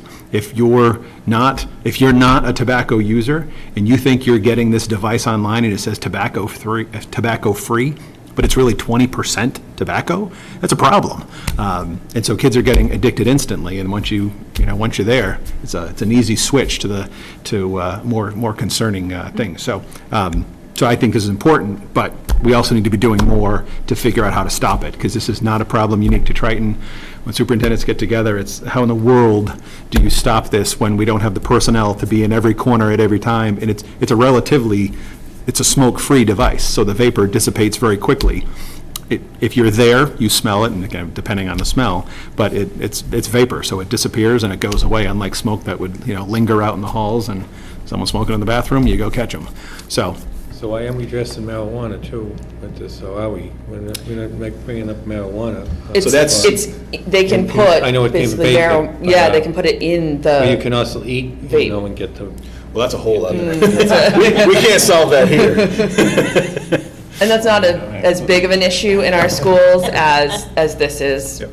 I think for probably a lot of reasons, but yeah. And I will say too, this can happen in the classrooms as well. It does happen in the classroom, I'm telling you right now, my son tells me. It's, like I said, it looks like a pen or a thumb drive, so they're literally inhaling, holding it in their mouth, putting their face down in their shirt, exhaling into their shirt, and there's no odor, there's no nothing. I know that absolutely. My son tells me that happens on a daily basis. He sees that happening And so we did in the classes. I feel like it was an opiate forum last fall that turned into a vaping forum. And there's actually lines of clothing, and there's I need to get it out. Someone just shared it with me the other day. It's an education, it's a website, and it's all about, as parents, understanding the drug culture, the brands. I mean, there are brands that are specifically known to be attracting the drug culture. So there are these sweatshirts that literally, the pockets are built in. So you're sitting in class and it looks like someone just did that on their sweatshirt and they just took a puff. So, but then when you're designing clothing for the strict purpose of concealing it, we can't win. So it is an epidemic. It might be a step beyond an epidemic. So what type of stores sell this stuff? I mean, you can find it anywhere online. Do we have them in Newbury? Selling? Yeah. I don't think there's any sales in Newbury. I mean, you can buy the product. Most of it, they're buying it online. I mean, it's simple. Yeah. Buying it by bulk. So if you have a regulation in your town, But there's That no doesn't regulation regulate. against Not possession. going to affect online. right, You can stop the sales, but you can't stop the possession, which is virtually the problem. yes. So they're cracking down on online, which is kind of separate from us, but it's available at a lot of gas stations now. There are vaping specific shops that they have open. So I don't know specifically about Newbury. I know you don't have as many of those types of, a Establishments. walk-in. They were saying Cumberland Farms was one of the ones that they specifically referenced in the presentation that I sat in. well, I'm wondering if they sell them in liquor stores. I mean, to me, that would be. I the don't natural. know. Some liquor stores have made themselves tobacco-free, vapor-free. Some pharmacies have done the same. It depends on the franchise. I know Ipswich does have a vapor zone shop right on Route 1. It used to be Tri-City Sales. What about Rowley? I don't know. I mean, this is the first time I really sat through this. I had seen them before, but I was never aware to the point that I was as of last week. I mean, Nothing in the open. talk about getting No. your eyes opened. Yeah, and they look far different than what I thought, because the education that I had seen before had the old-fashioned one, which had a large battery pack, and it almost looked like the old Bic lighters. And these honestly, they look like either toys or little USB thumb drives. The MMA rep was saying that one of students' games is to ask if they can charge their or use the teacher's computer to access homework on their USB thumb drives, and then they actually use it to charge up the e-cigarette. Because it charges with a USB. It charges through USB, so they plug it in and they're actually charging it off of the teacher's computer. Yeah, because it looks exactly the same. I mean, if you see them, there's actually a challenge online through the old Stop Smoking thing, where they have like a picture of a bunch of common everyday objects and then different types of vaping apparatus, and hard put to tell the difference sometimes between a cartridge and an eraser, between a pen and the actual vape apparatus. I mean, it's difficult. Go and Google vaping pod and see what you see. And Yeah. 80% of it looks like candy. It's packaged for kids. Yeah. That is the biggest beef. Again, if you were going for an older population, but it is absolutely, the industry is going after kids. And I believe that's why Maura Healy's now going Yes, after that's why it's those. so bad. So, Yeah. you know, because when you're selling Sour Patch Kid vaping, it's going towards kids. So Tobacco she's- free, and you- Right. Yep. So Yeah, and all she the has. flavors are geared towards young children. Plus, we also heard that one of the vaping stores was, had a big advertisement in their window for fidget spinners, which are the little devices that kids are using. So they're clearly going after a young market. So is this unique to so the Commonwealth passed this, Massachusetts, right? Yes. But what about the state of New Hampshire, because we're so close to New Hampshire? Yeah, oh, there's tons of Is it stores there. unregulated up there? I don't know what they're. I don't don't believe know it either. is, but I'm going to go back to what Tom said. It's online. I mean, these kids literally go home, Google it, and look at the prices. Yeah, but it's 15 bucks, 10 harder, bucks. it's easier for a kid, a student, to get something, Yes. it's harder to get them to mail to the house, and then, you know, there's a chance that, they could grab it out of the mailbox, I guess, but there's a chance, I think it's easier for them to drive over the New Hampshire border, buy it, and then nobody knows what they've done. But honestly, You need a credit card to do it online, or do you have a PayPal account? I mean, it's a little more. I think you're underestimating the resiliency of our So, youth. and like Marissa said, and Maureen had said too, these things, you would never suspect that that's what it is. It's. And the MMA rep told us that they are walking into CVS, they're buying an Amazon gift card, they're going out to Amazon, they're purchasing it and having it shipped to an Amazon locker, having their friend, or if they have a car themselves, they're driving to that Amazon locker and they're picking it up. Oh, my God. So Yeah. are your kids giving cash to friends with Venmo? You ever heard of Venmo? It's like yeah. PayPal, just, where's that going? I don't know. Yeah. Who's that friend? Where'd you get that $10 for? So, But you are in that we have very resilient. that don't have cars, this is literally walkable distance within our towns. If we can lock it down within our towns, you know, we're taking a chunk out of the accessibility here. And there's the continued work, again, by the Attorney General to try and take it down online and make them do a better job of verifying that these kids are 21 when they're purchasing and shipping to Massachusetts and that type But of thing. this is for a stopgap year it just is only going to be like, Right. the issue is only for the next year, because once these kids graduate, they're gone. Yeah, like a year and a half. For any current 18 to 21-year-olds. Beyond that, it's okay. So again, it's not the end-all, but I think what Narissa had asked us to do is to talk to our Board of Health. So I think and you don't have to, but it's just a way to hopefully decrease, even if you decrease it by one more piece. 5%. I mean, it's substantial. And so I do know that Salisbury will be talking about it with the selectmen, and hopefully the Board of Health will not have an issue. Is there a model regulation floating around? Yes, and I meant to bring the presentation tonight, but they have the model regulation, and I have the MMA rep's contact, who was excellent during the session that Maureen and I sat in, and he said afterwards, any help he can provide, I mean, their goal was to get Massachusetts to 100%. You know, within the local health regulations, when they found out that this was going to be a loophole, because then it would have virtually eliminated the loophole, and they haven't been able to make it there 75%. So I know Ashburnham just passed it, and there was another one that I just saw online recently as I was Googling over the weekend, building up my knowledge on this, that are still at this point. I mean, that was last week that they were passing it.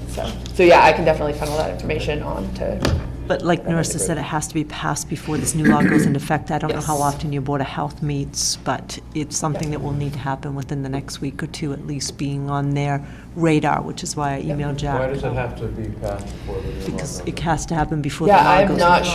sure. That was just what they told us. I don't know, did you I thought get- it was because the new law comes down January 1, Right. so you have to meet that deadline. It's like a pre-existing condition. Yeah. Like when the grandfather, nothing against grandfathers, but when the grandfather kicks in, Right. it has to exist. If it happens after, well, no, it's too late now. Can't do it after the fact. So,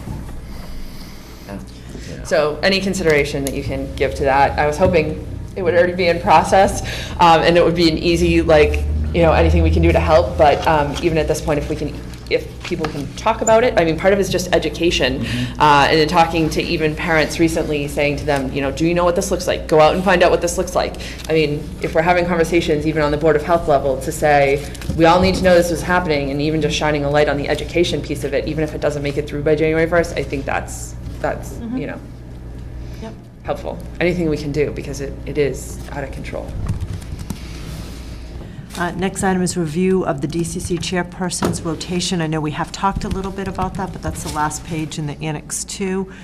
So the next rotation would be Newbury. So Alicia, that would mean JR would be chairing it, so I don't know, it's or person that he appoints, so I don't know if it's JR or... Sign him right up. Guilty by absence. That is January 31st. Then we would...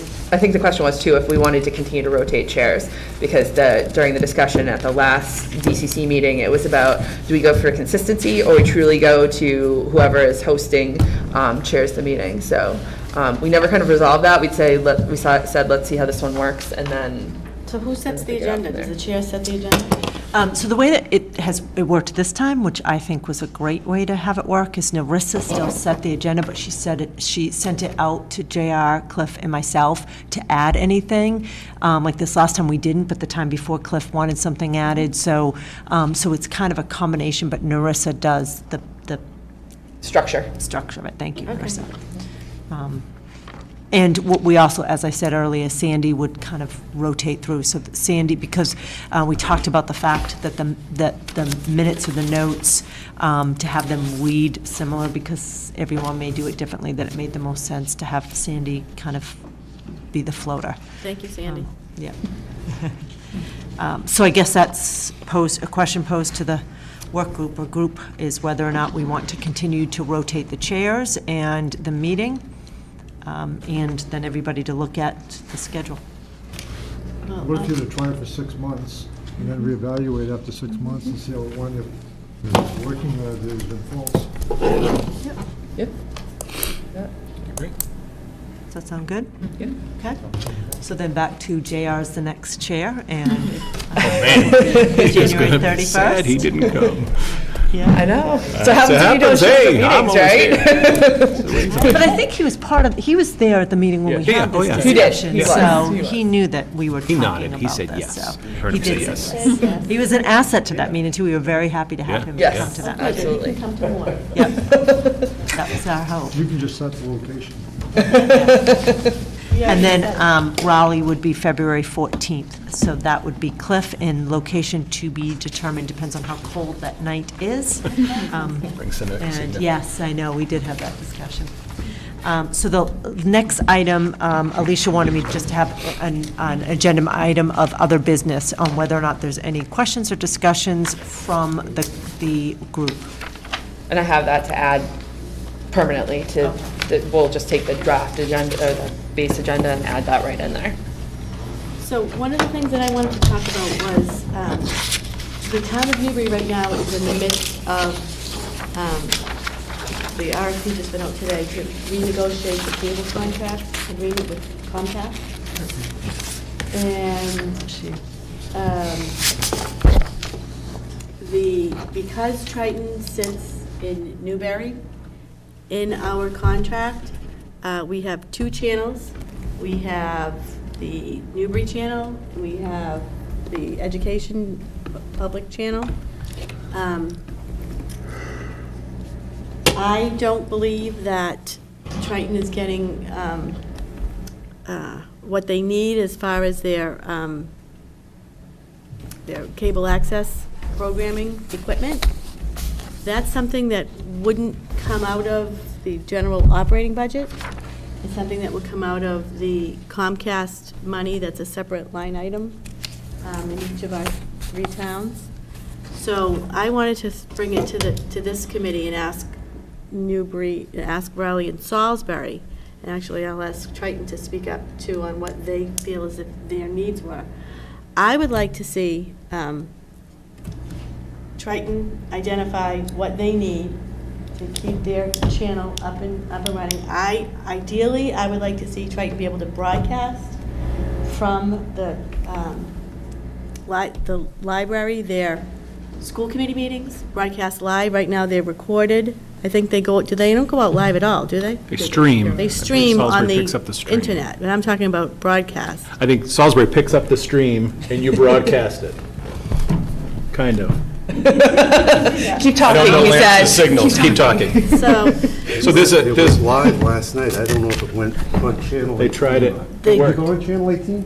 Yeah. so they have found a solution to somehow Yes. broadcast live Lance is incredibly Over- creative. Yeah. over the internet. I Okay, don't- over, Sounds like. okay. So anyway, so Salisbury does have a solution. Little box. Newbury and Rowley don't. Currently, we have delivery of somehow they get it through a Google Drive or something, they upload it, and then they put it out there. But this is a way that I think the three towns can improve at least one part of a programming, which is the visual and performing arts, that doesn't come out of the operating budget. And it doesn't affect taxpayer money, it doesn't affect the line item budgets, but we have to figure out a way that they can identify what needs they have to bring their technology up and coming, how we split it up, whether we split it up 3 ways, or we split it up however we decide we're going to split it up, it has to be decided. But what I would like to see happen is have Triton come out with a list of this is what we need, and bring it to the 3 towns, and the 3 towns split that cost and get them what they need, because I know, at least in Newbury, I'm not sure, I can't speak for the other towns, so I'm going to ask you. I don't know how, we have, because we're negotiating now, we have to decide on a public access studio, where we're going to put it. It was supposed to, the thought was to put it in a new town hall / police station that we no longer have. So I'm not quite sure where that's going to go. But some of that money, I know, and I know in all 3 of our towns, is earmarked for education. So I would just like to see if we can come up with a way that we can get Triton what they need out of that line item, that revolving Comcast money. What do you guys think? One thing I would suggest is that you tell Comcast that you want accessibility from the police station, the town hall, and Triton, so that any one of those sites can host a meeting live, or more importantly, operational, should something happen, that you could go live from any one of those. So all your sites, public sites, should have access, not just Triton. No, this is to broadcast. Broadcast. So you need to have fiber, you need to have dark fiber. So that's They there. can So, drop. so just some history. So Rowley, and I don't remember the details, Rowley and Newbury included this in the last go-round.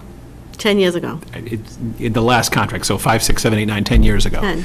So was it that long ago? Holy cow. Yeah. So there is a dark fiber running from Elm Street at the demarc into the outbuilding, which would then be set up as the studio. So my understanding, and Lance might be nodding behind me or not, is that there's Comcast equipment that then just livens that signal.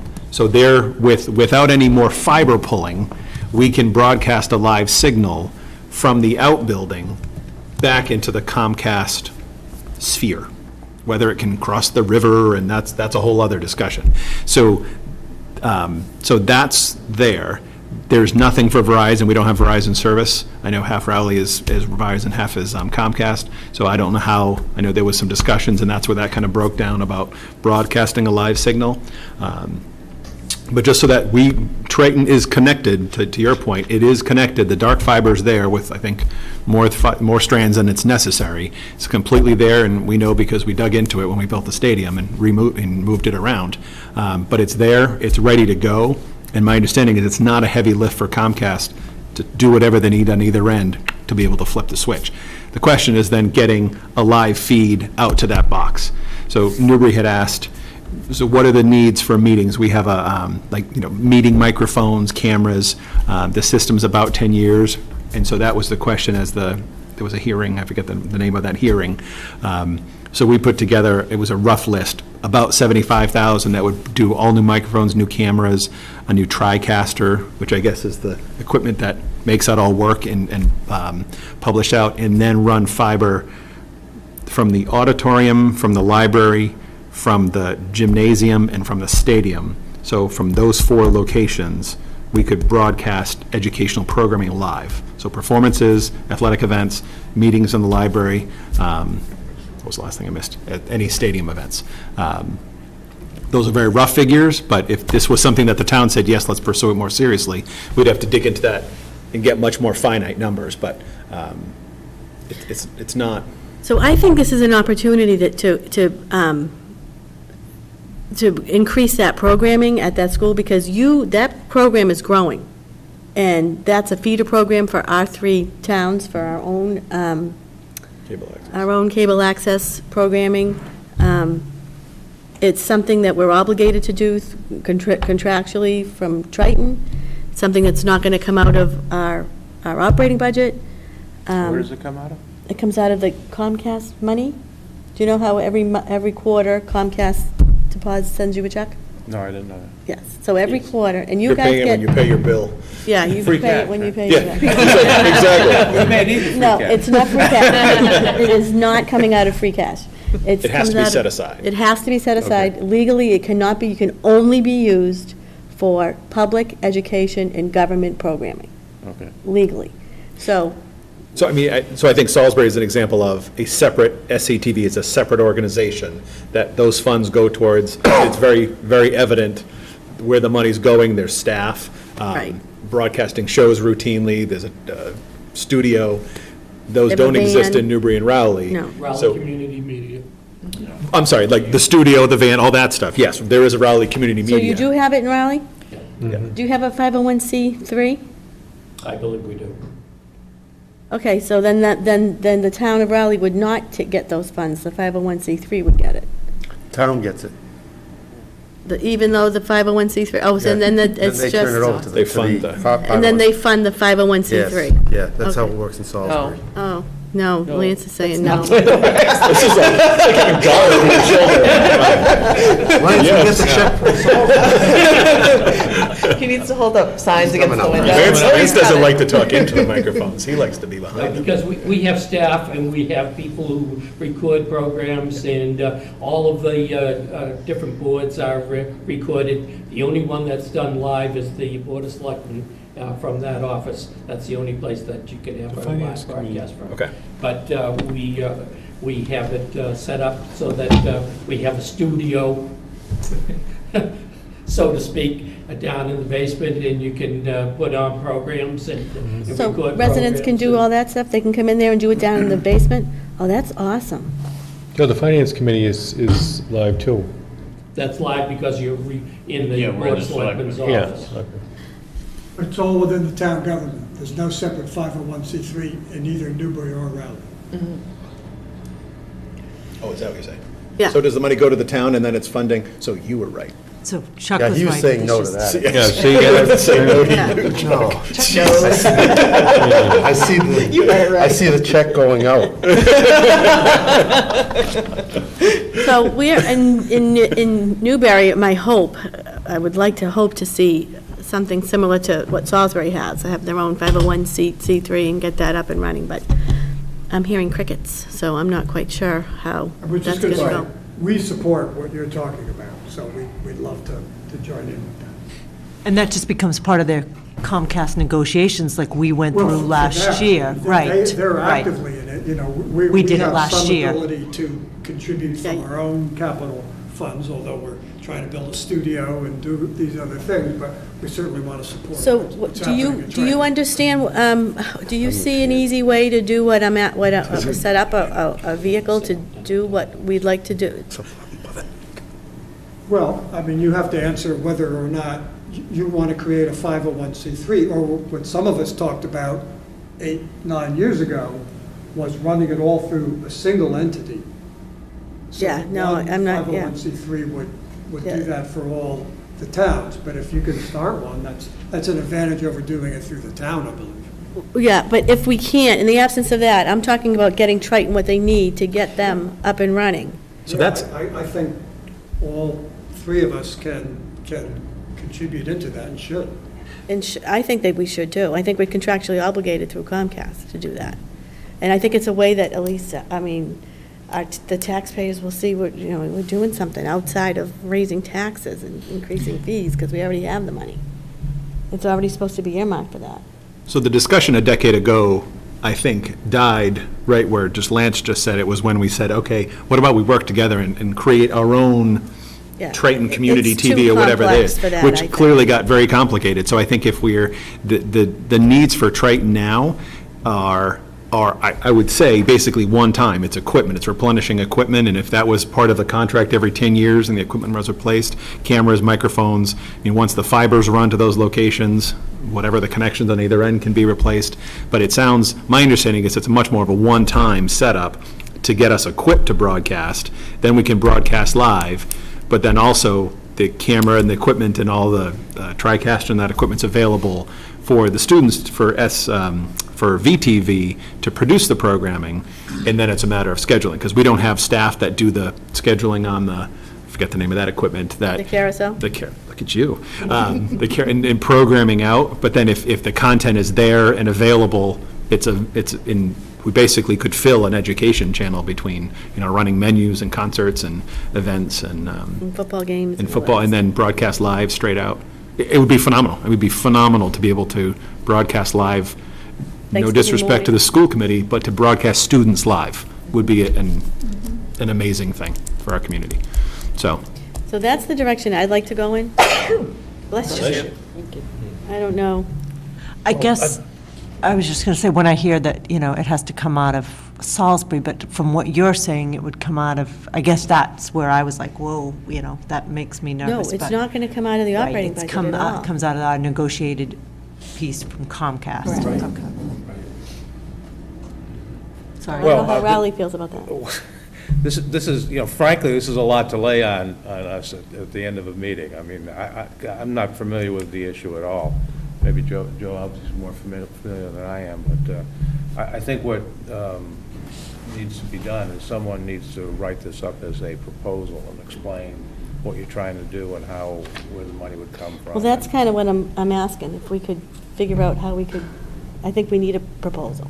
Yeah. I think we need to figure it out, because I don't know how to figure it out. I mean, I'm just throwing it out there that I think it's something that we could do.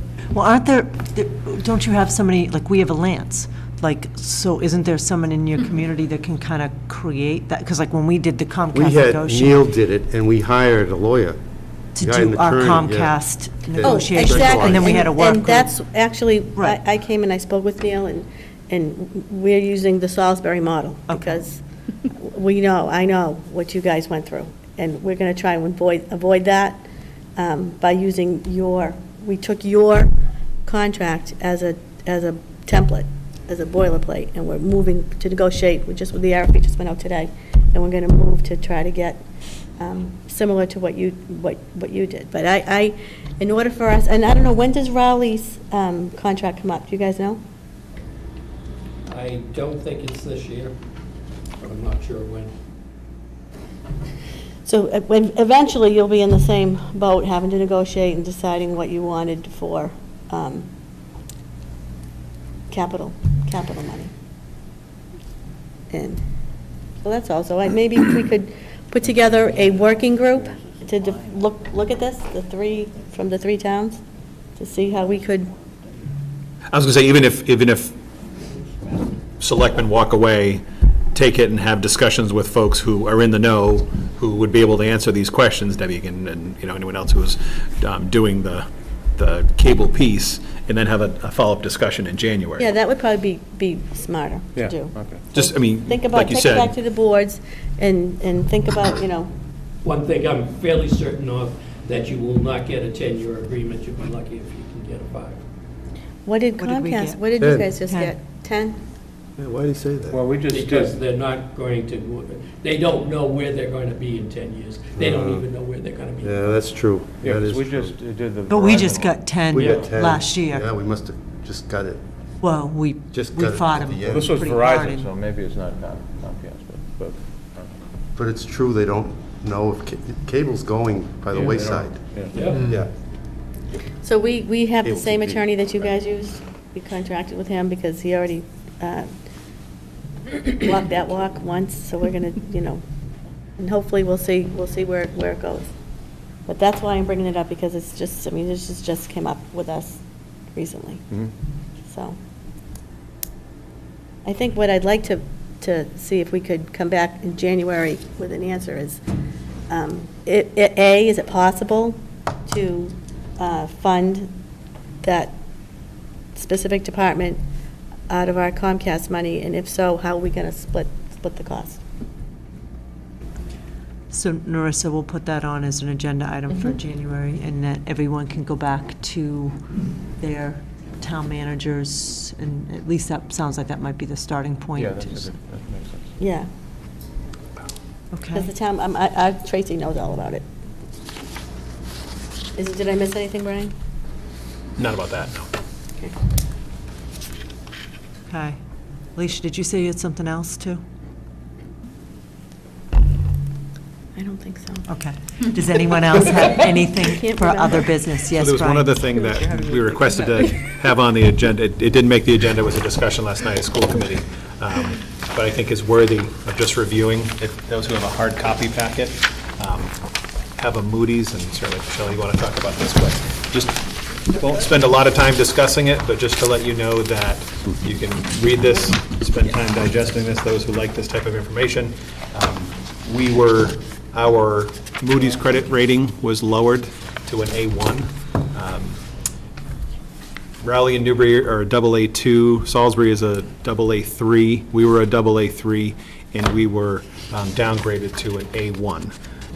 If you look at the reasoning in here, it was basically our ability to hang on to or maintain reserves of any capacity. So we have the ability to establish stabilization accounts. The committee has not done that. Obviously, that's a problem to fund those. And our excess and deficiency has not been anywhere near the 3% recommended or near the 5% cap. So just so that you're aware, we don't anticipate any large capital spending right now, but just so that you're aware, our low E&D is affecting our rating. And if and when we do need to do a capital project, and if it's at the regional campus, if it's at the 3 elementary schools, that's a different discussion. But if it's at the regional campus, that has to be a regional borrowing, which is then assessed to you as member towns, and that will affect the amount, the rating that we would get for our borrowing. So certainly something we want to address, not so that we have E&D and spend it, but similar to the towns having stabilizations and free cash, ability to have an E&D fund strictly for that purpose, so that it truly can be a rainy day for those issues that we can't foresee. I do have something else to say. You just reminded me of it. Capital improvements. What's coming down the pike for Triton? So there was a report that we just got yesterday from it's a routine fire inspection walkthrough with the building inspector. There were several items that were deficiencies listed. We always have a couple that get quickly fixed. The list was a little more extensive this time. Not anything that's insurmountable within the next week. Chris Walsh was saying we'll be able to remedy those situations. Triton is coming up on 20 years old. I've been saying this. We've been trying to figure out how to fund this for the last 3 years. We need to do a facilities assessment to know exactly what we need to plan over the next decade. A lot of the windows on that building are original to the building in 60, whatever it was. The rest were put in 99 with the building project. Roof was put on 99. So coming up on 20 years, we're definitely coming up on the life cycle, a lot of the building envelope and systems. So there will be capital planning that we need to do. We are looking to wait to see what our excess and deficiency is certified at. Obviously, the towns get a letter of that certification as well. And then I think Michelle and I are at least at the point where we're saying we've got to do this. We need to know. So we need to spend that $75,000 to do a complete facilities assessment for the entirety of the campus to know exactly what we're looking at. And you're talking just middle and high school, right? That campus, that whole campus. That's it. Nothing to do with the 3. No, so Pine Grove will obviously be in great Brand new shape. shape. Salisbury has been a discussion about about whether the town or the district owns it. And Newbury owns the Newbury Elementary School. Newbury has done some capital maintenance on that over the last 4 or 5 years. So Salisbury is newer, 2000, and so it's coming up on maybe a roof, but mechanicals and a lot of the systems at Salisbury are still in phenomenal shape.